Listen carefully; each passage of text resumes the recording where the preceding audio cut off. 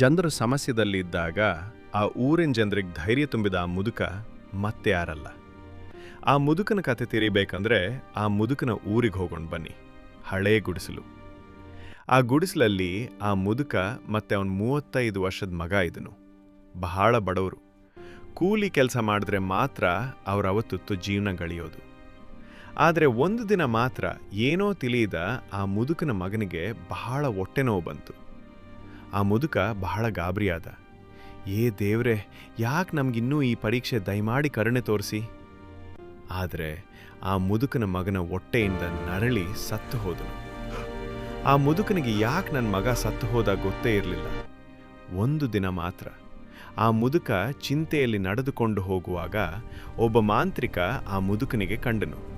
ಮಾಂತ್ರಿಕ, ಏ ಮುದುಕ ನಿಲ್ಲು, ನಿನ್ನ ಮಗ ಯಾಕೆ ಸತ್ತು ಹೋದದ ನಿನ್ ಗೊತ್ತಾ? ಆ ಮುದುಕ ಬಹಳ ಗಾಬರಿಯಾಗಿ ಆ ಮಾಂತ್ರಿಕನನ್ನು ನೋಡಿದನು. ಮುದುಕ ಕೇಳಿದನು, ಹೌದು, ನನ್ನ ಮಗ ಹೊಟ್ಟೆ ನೋವುದಿಂದ ಸತ್ತು ಹೋದ. ಆ ಮಾಂತ್ರಿಕ, ಅಯ್ಯೋ ಪೆದ್ದ ಮುದುಕ, ನಿನ್ನ ಮಗ ಹೊಟ್ಟೆ ನೋವುದಿಂದ ಸತ್ತು ಹೋಗಿದನು. ನೋವುದಿಂದ ಸತ್ತು ಹೋಗಿಲ್ಲ.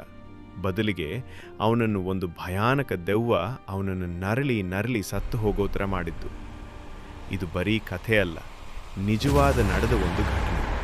ನಿಮ್ಗೆ ಈ ಕಥೆ ಇಷ್ಟವಾದರೆ ಲೈಕ್ ಮಾಡಿ, ಆದಷ್ಟು ಶೇರ್ ಮಾಡಿ ಮತ್ತು ಸಬ್ಸ್ಕ್ರೈಬ್ ಮಾಡಿ.